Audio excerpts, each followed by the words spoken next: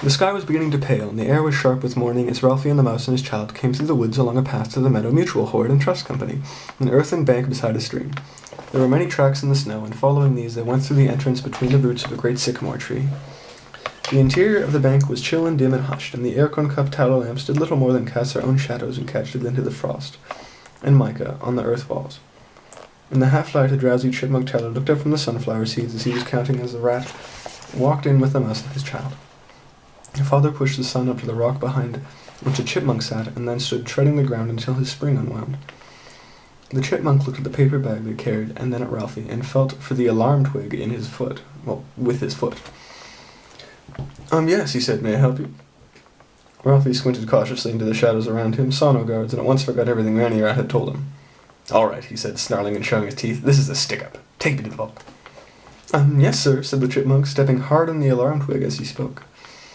The twig passed through a hole in the dirt wall behind him, and its other end vibrated against the snout of the badger guard, who was dozing behind the stone that was the door of the vault. The badger woke up and smiled. I told you this was good. This way, please, said the chipmunk. Ralphie wound the mouse father up, and out they went through a short tunnel to where the stone blocked the opening of the wall. Here is the vault, said the chipmunk. Well, open it up, said Ralphie. Certainly, said the chipmunk. He moved the stone and stepped out of the way as Ralphie rushed into the waiting jaws of the badger, who ate him up. Them silly fellows ain't much at robbing banks, chuckled the badger when he had finished. But they're good eating. Young fellows nowadays, they don't know how to pull a job. All they know is hurry, hurry, hurry. He picked his teeth with a sliver of bone. What about the other two? He asked the chipmunk. The chipmunk looked back through the tunnel and out past the entrance to the bank. The mouse and his child, spun about by the violence of Ralphie's rush into the vault, had stumbled out of the Meadow Hoard and Trust Company into the blue dawn, leaving their paper bag behind them. The chipmunk watched them down the path until they bumped into a rock and fell over.